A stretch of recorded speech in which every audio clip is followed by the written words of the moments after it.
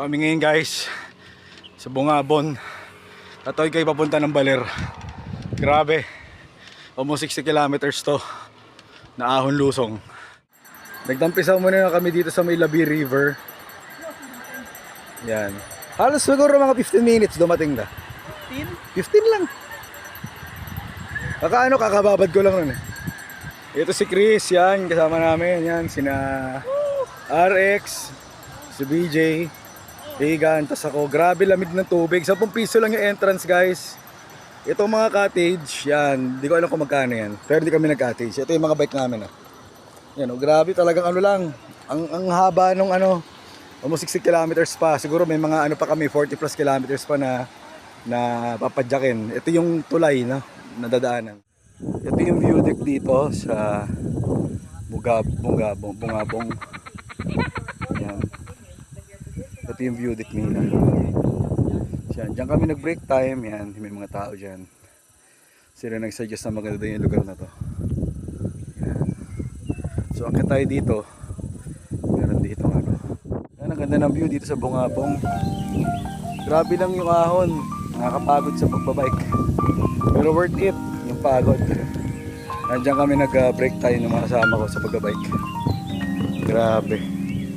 Ngayon dito ay sa 3:08 na linggo. June 2 na yata yan.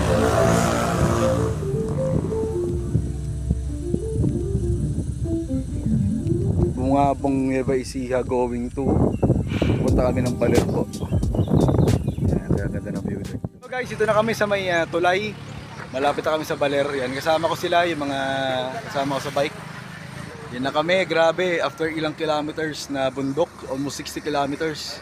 Napakahirap, pero malapit na rin kami sa Baler. Meron kaming lugar na istayan, mag-overnight kami din. Tomorrow, bus pabalik ng Bacoor, Cavite. Hindi pala Bacoor, sa may Cubao. Tapos babalik kami uli, pabalik ng Bacoor, Cavite. Yan, so yan. Yung sina BJ, sina RX, si Egan, si Chris. Pasunod lang namin. So, bye guys!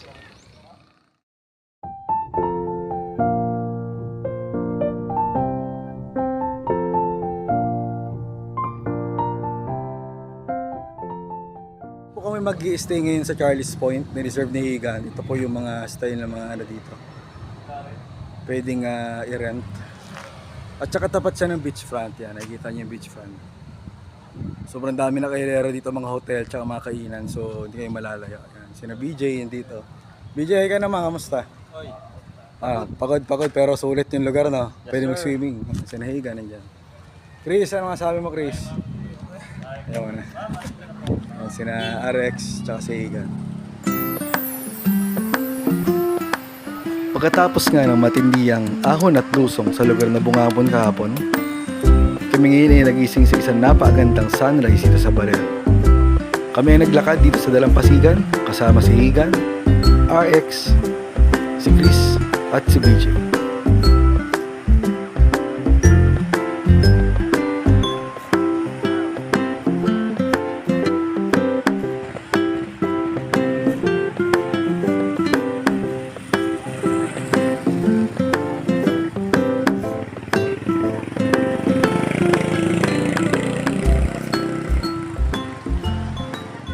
Kami sa may dagat, 7:21 AM, grabe yung tirik ng araw. Pero dito mag-surfing, yan. Ito kasama ko sina Chris, sina Egan. Yan, daming tao kagad 7:21 AM. May mga gusto nang mag-alay sa may dagat. Ganda ng lugar. Sa likod din kami nag-i-stay. Hindi yung malaki yung sa gitna. Basta kompleto na rin ng F4. Agi si Wachile, Daumanji. Si Seaman. Nanonira mandari. Nerendere-tere-tere-tere. Guys, ito kami sa may naglalakad sa beachfront. Hanap kami ng kakainan. Ito yung sa likod. Ito kami galing. Sasakit ang paa namin pero okay lang. Yan, ito yung common life dito. Kasi yan naka-blue. Ito si Master BJ. May mga lakad-lakad. Kaya nga hindi mo malalakad din sa araw to. Dahil nakapagod din. Kasama natin, no? Yan, no? Hanap kami ng breakfast. Yan, dito tayo. Yun, may nakita kami. Sa parting ito, madaling-madali na kami kumain talaga ng breakfast. Kaya ito, umorder talaga ako ng tapa. Kasi mamaya mga 2:00 ay yung alis ng aming bus papunta ng Cubao. Kaya ito, nagmamadali na talaga kami. Usap-usap. Yung aming mga pinagdaanan during ng ride, yung pagod sa bundok ng ilang kilometro, almost 60 kilometers. Grabe yung pagod namin. Tirik ng araw, ilang bili talaga ng tubig para lang talaga makaraos. Pero talagang sulit yung aming punta dito sa lugar ng Baler.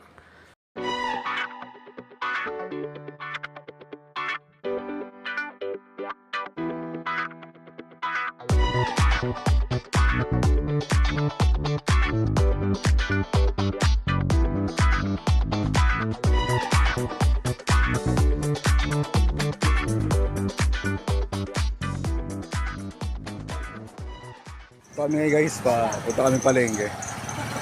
Ayan, sina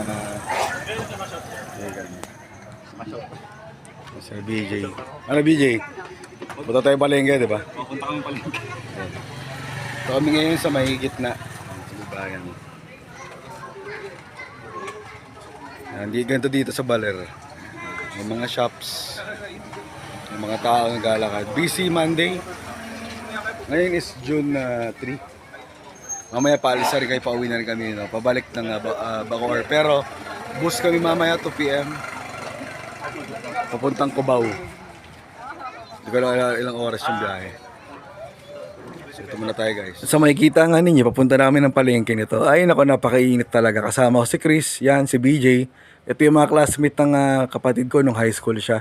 Pero masarap rin yung feeling na makasama mo yung mga talagang mahilig magbike. Talagang ito yung time namin na tirik na tirik yung araw. Sabi nga talaga, pag sa ibang lugar ka, yun yung sinasabi natin, para kang lokal.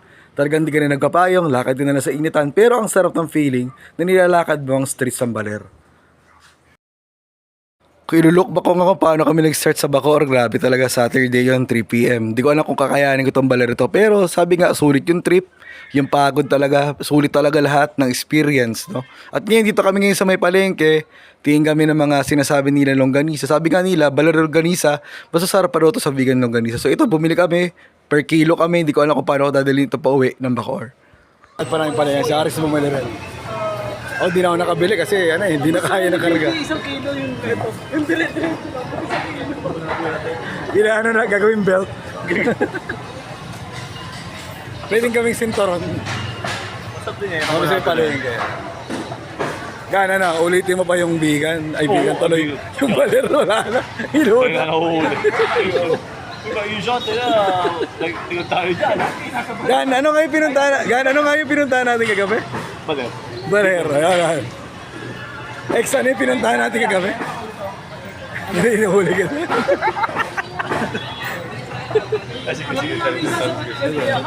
Sige. Chris, saan ka galing kagabi? Baler. Baler. Ba't ka Mike sa Ano masaya mo sa misis mo? Ay, ma'am. Ayan, ako. Okay naman ako. Max. Ano masabi mo sa coke na binili mo? Made in Baler yan. Masaya dito guys. Ganun pagtiyan mo, ha?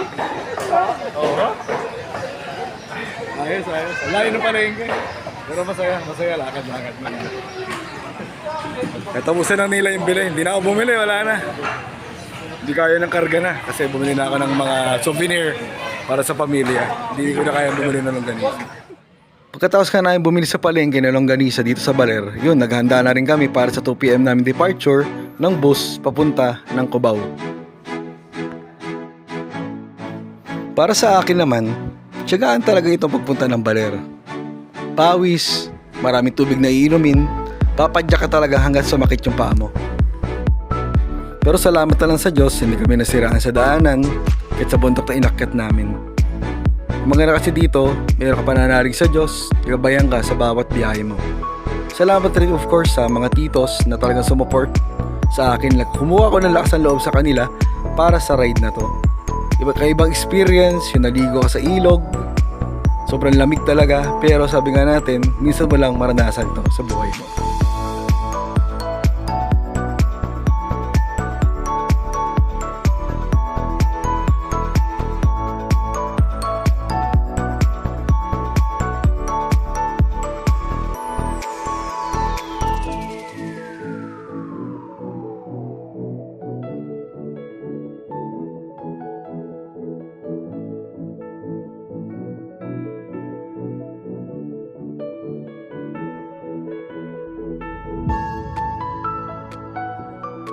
Kung ako tatanungin kung uulitin ko tong baler na to. Pero syempre kasama na mga tito si JP at si Kuya Rosman. Sa grupo, 7 kami, simpleng grupo lamang. Pero sabi nga natin, kada practice, papagurin mo talaga yung sarili mo. Pero sabi nga, lalakas naman yung tuhod mo. Ngayon nagawa na natin yung baler, saan kayo yung next destination ng mga padyak titos? Yan yung tawag sa aming grupo. Yung grupo namin na hindi susuko, kakayanin ng bawat laban ng pagpadyak.